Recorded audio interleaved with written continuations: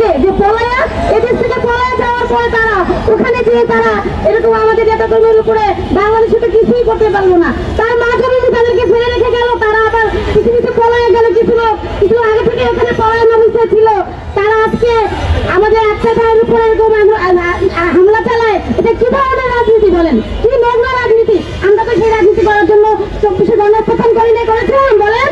আমরা 24শে গণঅভ্যুত্থান কি এজন্য করেছিলাম যে এরকম নোংরা পলিটিক্স আমাদের আক্তার ভাইকে শুধু একটা ডিম মেরে আর আমাদের তাসলিম জানা বোনকে আজে বাজে কথা বলে রিপ্রেজেন্ট করে দামায় রাখা যাবে না। আমরা জুলাই কিন্তু চলমান, জুলাই কিন্তু চলছে, জুলাই কিন্তু এখনো শেষ হয় নাই। আপনারা যে যেখানে আছেন